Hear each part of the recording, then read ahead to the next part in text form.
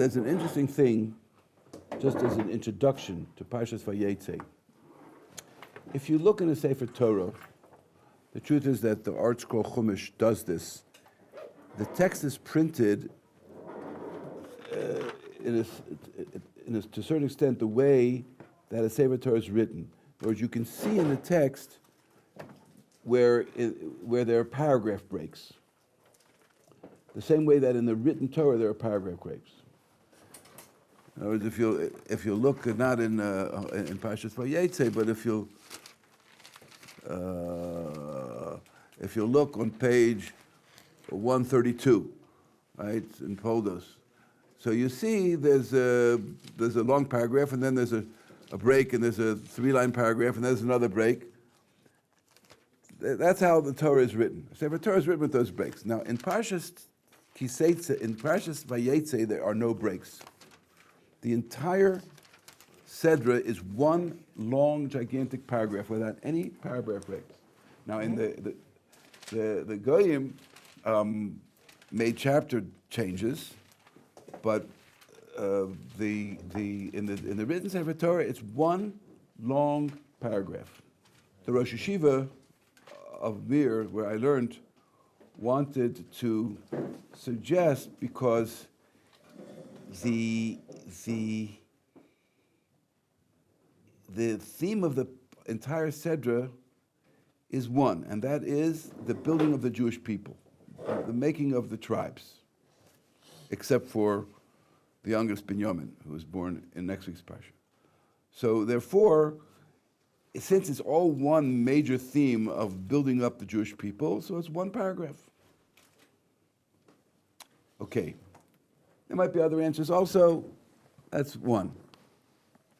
So the Parsha begins by chapter 28, sentence 10. Vayeitzei Yaakov mi Be'ersheva, Shova vayelech Haran. Yaakov left Beersheba and he went to Haran. Now, the word Harana, Rashi tells us a number of places, although he doesn't say it here, means the same as if it would have said Lechoron, that he went to Choron. Now, in Pshat, Rashi has a problem. If we take the first pasuk literally, it's just telling us what happened. He left Beersheba and he went to Choron. So then, why would it say afterwards in sentence 11, he ran into the place and he slept there, and according to Chazal, it was the Temple Mount in Yerushalayim. It said in the first pasuk he got to Choron. Now Rashi's bothered by that, and therefore he learns Rashi, when it says he went to Choron, it doesn't mean he went and arrived at Choron. It means he went in the direction of Choron. That's what Rashi says, Vayelech Harana, the end of Rashi's comment on sentence 10. Yatsa laleches Choron. He went out of Beersheba to go towards Choron, but he didn't get there yet. On the way, he ran into this place.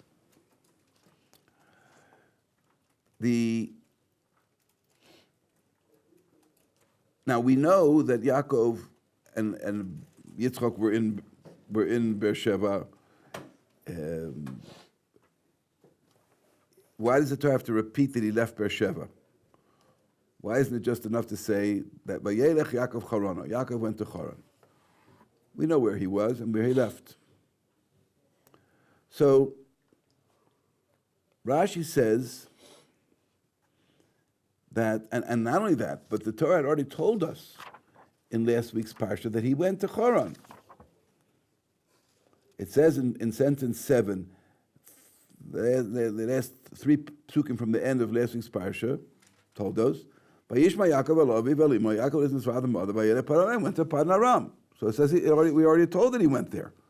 So why does it repeat again that Padan Aram is a synonym to Haran, the same place? So why does it say again, Yaakov left Beersheba and he went to Haran? It already said in sentence 7 that he went to Padan Aram.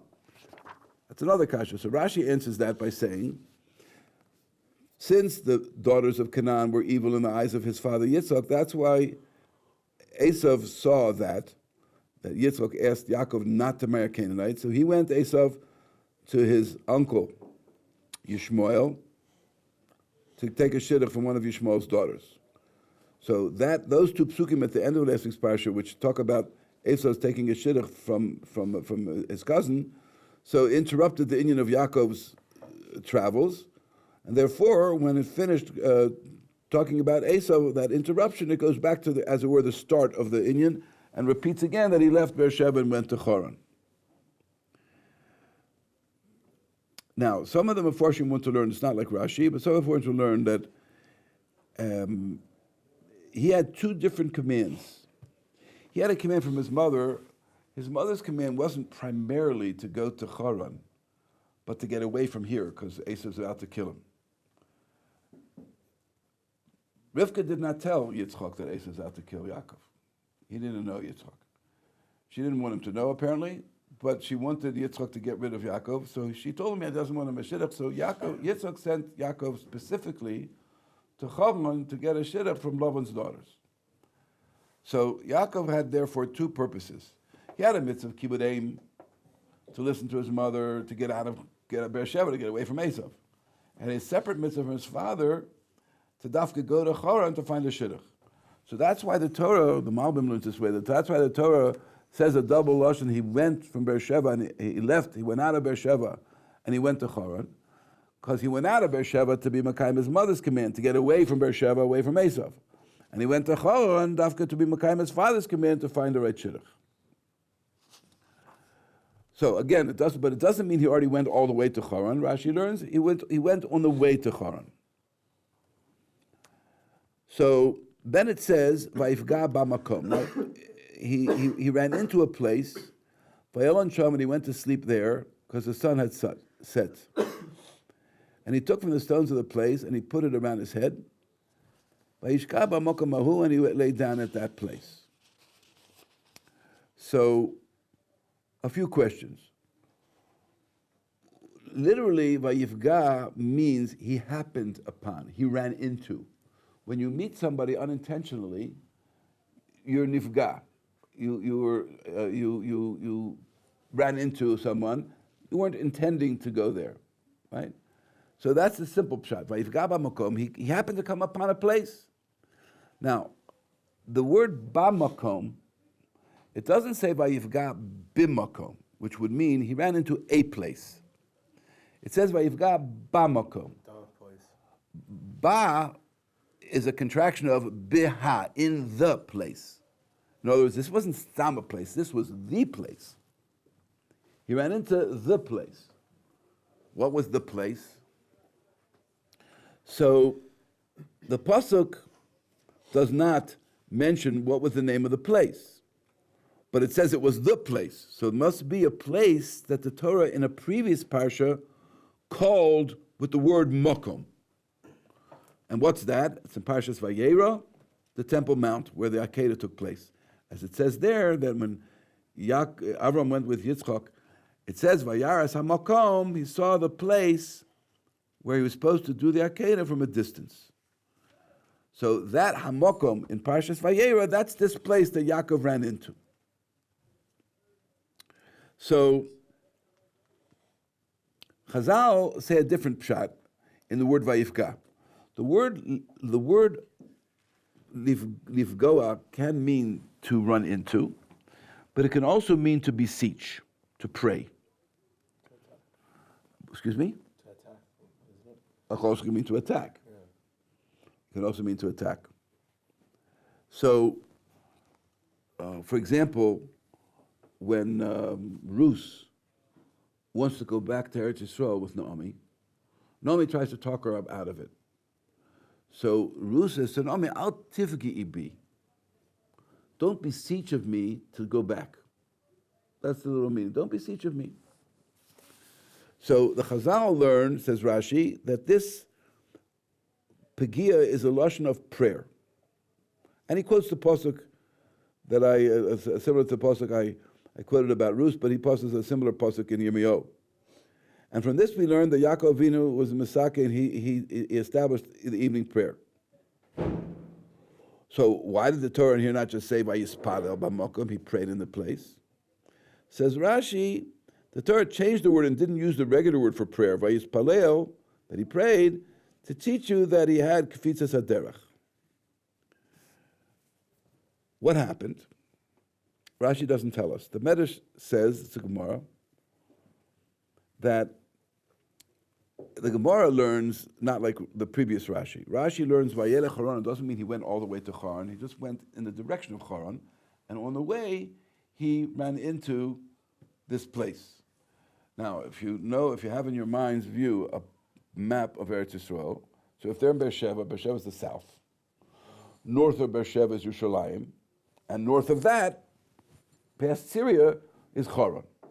So if you're going to Haran, you're going to have to go past the Temple Mount. So Yaakov was going towards Haran, and he ran into the Temple Mount, and he went to sleep there. That's the simple pshat in the pasuk, and that's the way Rashi is learning in the beginning. The Gemara learns, Vayelech Haran, he went all the way to Haran.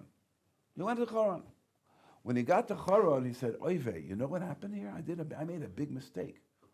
I walked by the Temple Mount, where my father Yitzchak and my grandfather Avram prayed to God, and I didn't pray there. Holy place. How could I have not prayed in the place where my father and my grandfather prayed? I got to go back. So he turned around to go back. And when he turned around to go back, Hashem saw he's making the effort to come back. Hashem brought the Temple Mount toward him, so he didn't have to walk all the way to Beis El.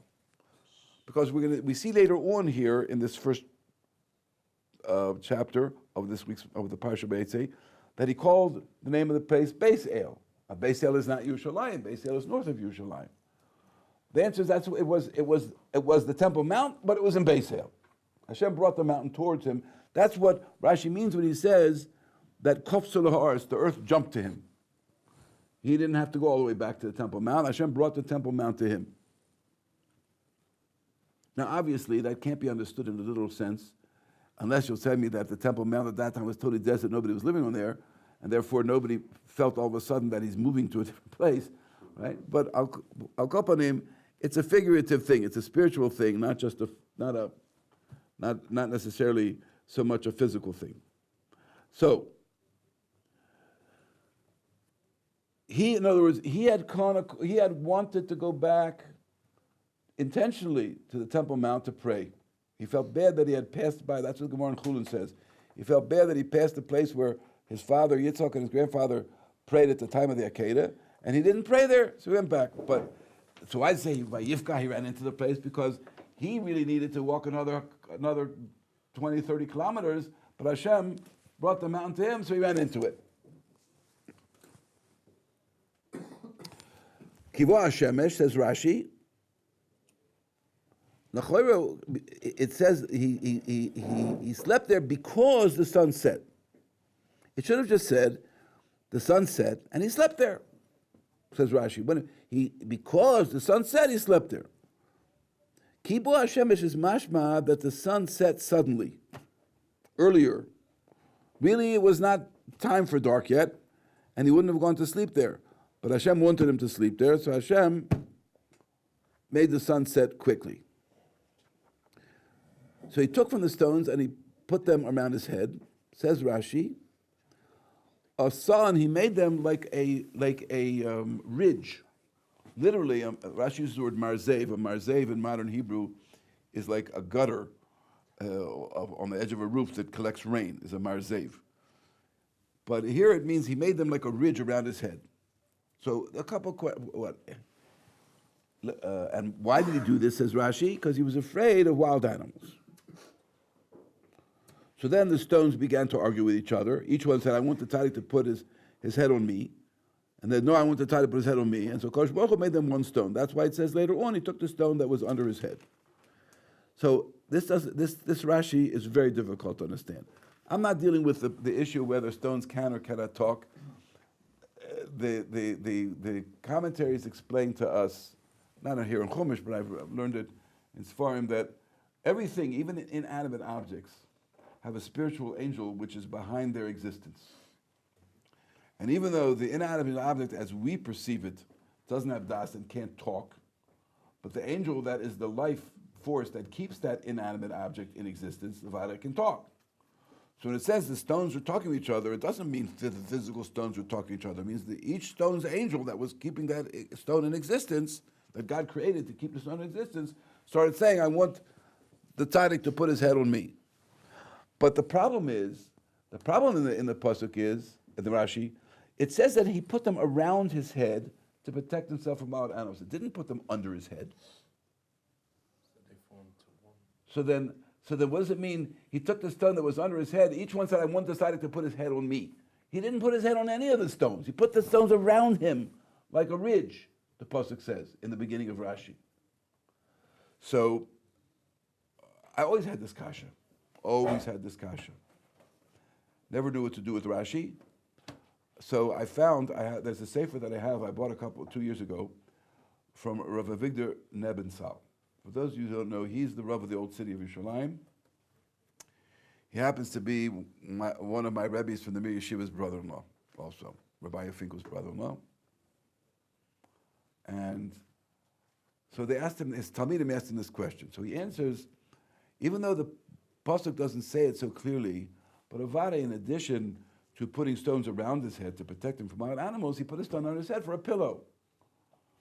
But he put a couple of stones, or maybe the stones that were put around his head were larger stones and he was partly putting his head on them, so Hashem made them into one stone.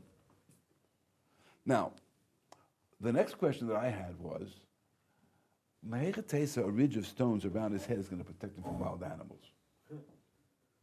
Yeah? A lion's going to be, a lion or a tiger is going to be a mountain. They had mountain lions in Eretz Yisrael in those days. Not much meat in the face. Right? How is a ridge of stones around his head going to protect him? So, first of all, Rabbi Avigdor Nebensal says, Avada, even though it says it was around his head, that's only because to indicate that he also put a stone under his head. But Avada, he made the ridge around his entire body. That's what Rabbi Avigdor Nebensal says. He put the ridge of stones around his entire body. How's that going to protect him from wild animals? So, my father was a scoutmaster. Yeah? My father was a scoutmaster in the Boy Scouts. One of the things that you have to do to become a scoutmaster is you have to go out into the forest without food and survive for 2 weeks. Right? You have to.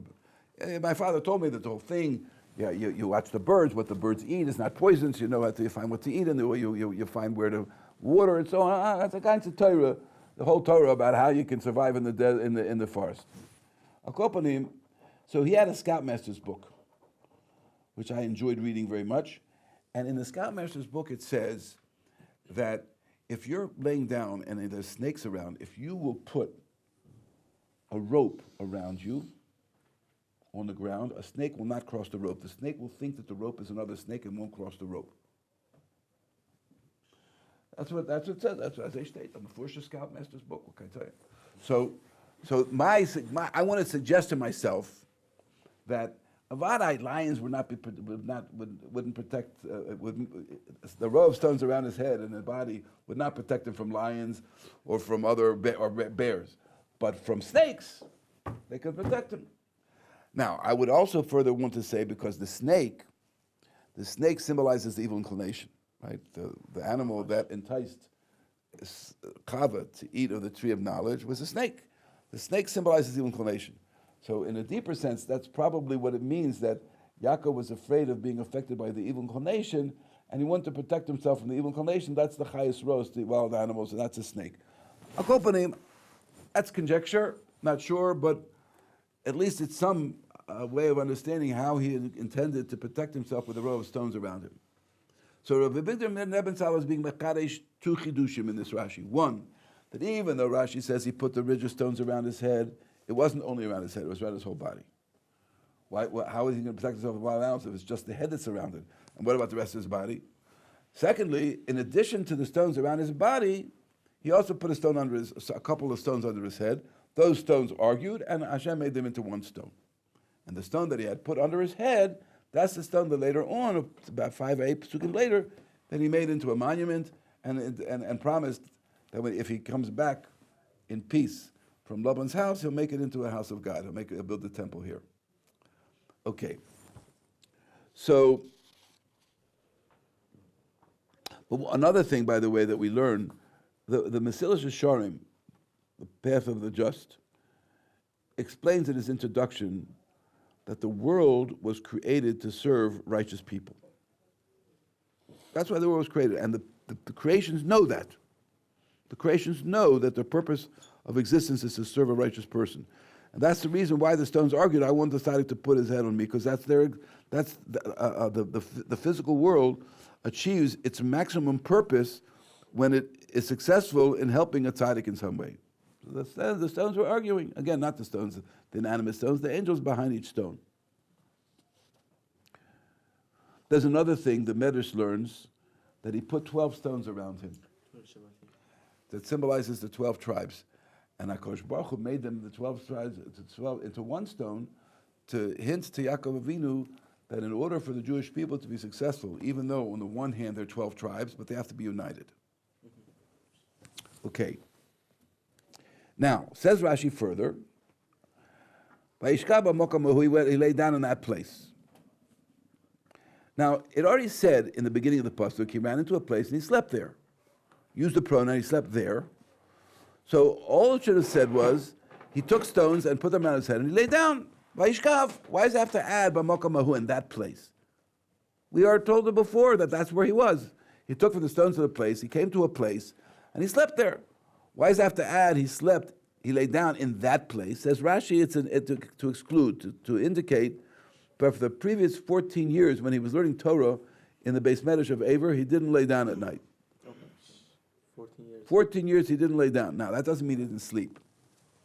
But let's say that he slept, he learned at a table, or he learned with a stender, so he would get tired, or maybe just in a chair, but he would put his chin down on his chest, sitting up, fall asleep for a little bit, and then wake up and continue learning. He never laid down. For 14 years he didn't lay down. But it doesn't mean he went without sleep for 14 years. That's impossible. He didn't lay down for 14 years. He didn't lay down on the ground or on a bed for 14 years. Every time he slept, it was just sitting up with his chin on his chest or on the stender like this. He slept for half an hour and he went back to learning. Ask for Avigdor Nebenzahl, doesn't understand. If Yaakov has the stamina to learn 14 years without laying down and sleeping, he just lets himself fall asleep with his chin on his chest, sitting up, and sleeps for 20 minutes or so, half an hour, and then goes back to learning. Why all of a sudden in this place he decided to lay down and go to sleep and have a real nap? Why should he do that? Because he's not in the Beis Medrash anymore. He lost his desire to learn? That doesn't make sense.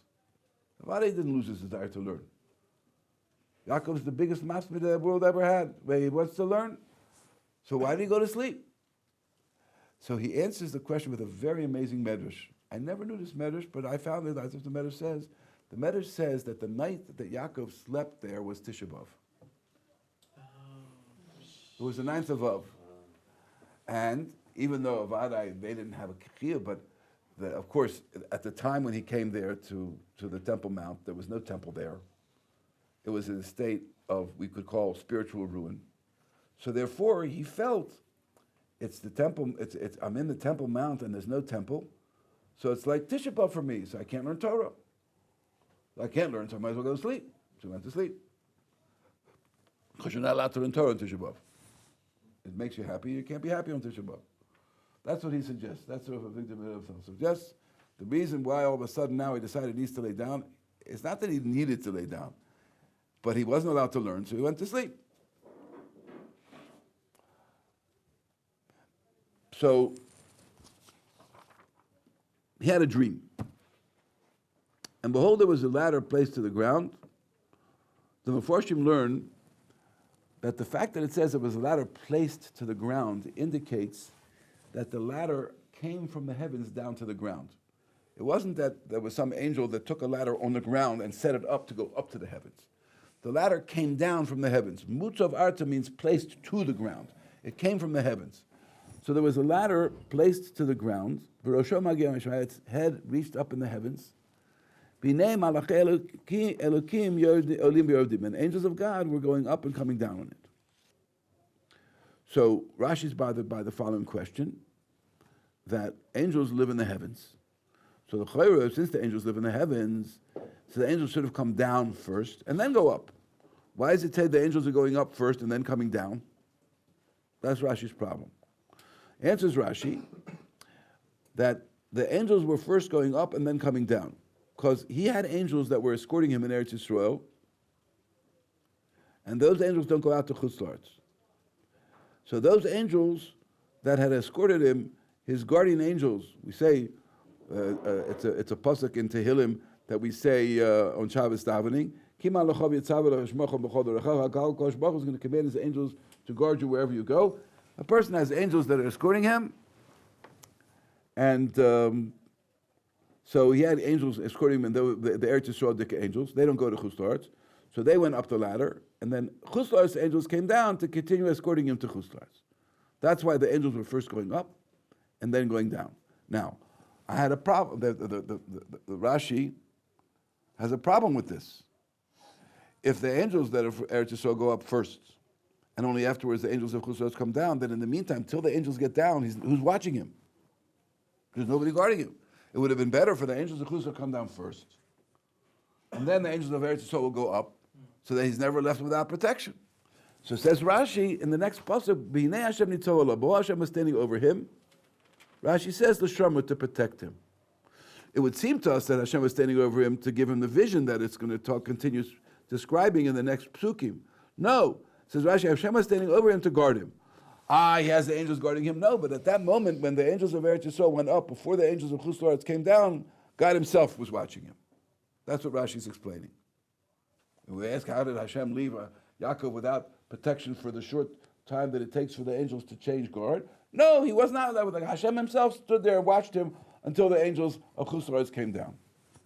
Angels, the word malach literally means an agent. Yeah, of Hashem. No? So whenever Hashem, good. So if Hashem has creates an angel to do a job, then the angel does the job. Yeah. So if Hashem creates an angel to guard Yaakov, the angel is going to come down in this world and guard Yaakov. No, not going to stay up in the heavens. He's going to come down in this world and do what Hashem told him to do. That's his job. He's an angel. He's a malach. He has to do his job. So Hashem was standing over him to guard him. Vayomar, and he said, Pasuk 13. God was standing over him. Rashi says, as I said before, to guard him. And he said, I am God, the God of Avram, your father, and the God of Yitzchak. What's wrong with that pasuk? How do you say God of Avram? What? One at a time. Say it, can you repeat it again, please? Pasuk 13. Behold, God was standing over him, and he said, I am God, the God of your father Abraham, and the God of Yitzchak. He's saying the God of your father Abraham, and the God. Why not the God of the father of Yitzhak and the? Yitzchak is his father. Abraham was his brother. You could say your God. You could say everybody's. There's only one God. That's number one. So why does he say? In other words, I would have thought that he should say, I am the God of your fathers. I am the God of your fathers, plural, Abraham and Yitzchak. Or I am the God of your father Avram and your father Yitzchak, or I am the God of your grandfather Avram and your father Yitzchak. Right. But I am the God of your father Avram and the God of Yitzchak, and he doesn't refer to Yitzchak as being Yaakov's father, is very strange. Very strange. The answer is like this, in my opinion, I'll call upon him. My own answer, I hope it's true. In Shemon Esrei also we say the God of Avram, the God of Yitzchak, and the God of Yaakov. Further, we always say, I'm sure you've heard the phrase, we have three patriarchs, three avos. Mashma that we look at Avram as being our father, Yitzchak being our father, and Yaakov being our father. We don't say that, no, our father is Yaakov, and Yitzchak is our grandfather, and Avram is our great-grandfather. No, they're all fathers. So we know that the three patriarchs, each one was outstanding in one specific midah. Not that it didn't have any other good midos, but each one was outstanding in a specific midah. Avram in kindness, Yitzchak in self-effacement and self-voiding, in fear of God, and Yaakov in the study of Torah, in truth. The midah of Avram is chesed, the midah of Yitzchak is gevura, din, and the midah of Yaakov is emes. So that's a pasuk about Yitzchak. It's not so mefurish in Tanakh that he's called the midah of gevura. But by Avram and Yaakov, it's a mefurish pasuk, titein emes liYaakov v'chesed Avram. God, you gives truth to Yaakov and kindness to Avram.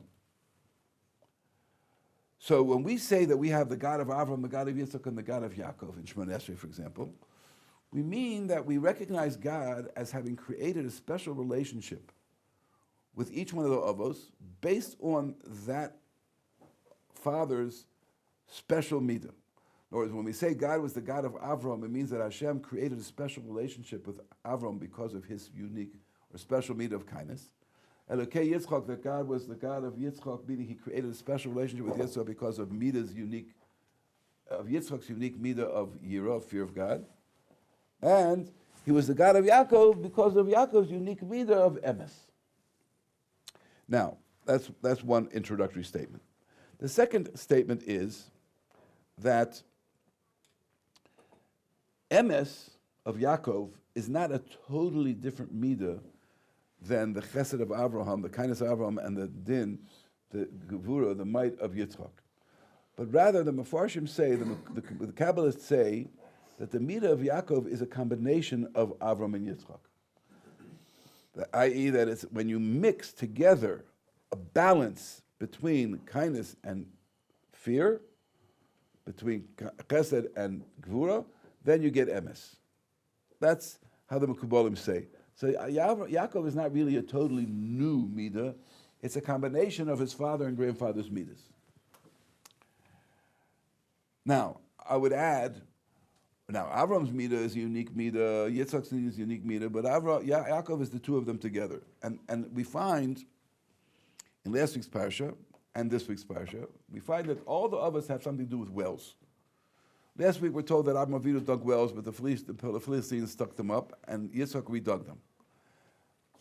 He had to start from scratch. He had to redig them from scratch. In this week's Parsha, we find that Yaakov doesn't have to dig a well from scratch. Yaakov finds a well, it's already dug, it's just got a stone on top of it, he just has to uncover it. The well is there already. He just has to uncover it. So we could say perhaps in the sense that Avram, he dug a well from scratch, he created a process or a way of serving God out of kindness. The police team stuffed it up, Yitzchak started from scratch. He dug a well anew. Although he dug Avram's wells, but he had to dig it from scratch, and he dug a well that was based on his midah, his attribute of the fear of God. But now that Yitzchak has redug Avram's wells, so we have a well here that's a combination. It's Avram's well that had been filled up but now redug by Yitzchak. So the well, which is the source of spirituality, of the combination of chesed and kindness and fear exists. Yaakov doesn't have to redig a well. He doesn't have to start from scratch. He just has to uncover the well that already exists. That's this week's parsha. He finds the well, he just takes the stone off the top. So therefore, with all of that background, I wanted to make the following suggestion. At this point in Yaakov Avinu understands that his attribute of emes, of truth, means that he has to find a way of perfectly balancing his grandfather's midah of kindness and his father's midah of fear. I asked once, Rav Nachman Perlman, Zechat HaLevracha, used to be the mashgiach here in the yeshiva years and years ago. The Kabbalists the Pasuk calls the midah of Yaakov emes, but the Kabbalists call the midah of Yaakov tiferes. Now tiferes means beauty. So I asked Rav Perlman, why is emes beauty? You know, I'm used to the expression in America, the truth hurts. I mean, the truth is not always beautiful. It sometimes hurts. So he answered me with two parables. There's a story, there's a possibility in a symphony orchestra. When all of the instruments play together, it's gorgeous. Now, if you could isolate just one instrument, let's say the tuba will play by itself. It could grate on your ear. It doesn't sound good by itself. But if you put it together in harmony with everything else, then it blends, it looks great. The same thing is true in paintings, oil paintings. If you look at a painting after it's finished, you see a beautiful picture, might have a message, it has a lesson to teach you. But if, let's say that you could isolate one color, just black, out of the painting, and you just look at the swatches of black on the canvas, it's ugly. It has no meaning. Well, but if you put it together with everything else, then it becomes beautiful. So similarly, The midah of emes means that I take everything that Hashem created in the world and put it all together to make one harmonious whole. Even those things which by themselves might look contradictory, like you could look at the kindness of Avram and the fear of Yitzchak is contradictory. Avram was outgoing and drawing other people towards him, and Yitzchak is withdrawn and keeping away from people. It's an opposite midah, but emes puts them together. Emes balances them, and everything is one harmonious whole. That's why emes of the midah of Yaakov is beauty, because it's the beauty that's a result of harmony, of putting things that by themselves would look odd, but when you put them together, it becomes beautiful. Now, at this point in time, Hashem is hinting to Yaakov, you right now are not a equal son of Avram and Yitzchak. Right now, you, Yaakov, are closer to your grandfather's midah of chesed than you are to your father's midah of gevura, of might, of din. Why? I don't know why, but that's what he means. I am the God of your father Avraham, meaning right now, in your spiritual father is Avraham. You're closer to the midah of chesed like Avraham. And I'm the God of Yitzchak, but you're not yet close to the midah of your father Yitzchak. You have not balanced the kindness of Avraham with the fear of Yitzchak yet. You're closer to Avraham than you are to Yitzchak. That's what I want to suggest that Yaakov was being told by God. Now Yaakov hears the message. Yaakov hears the message. And he right away, Yaakov tries to increase his yirah.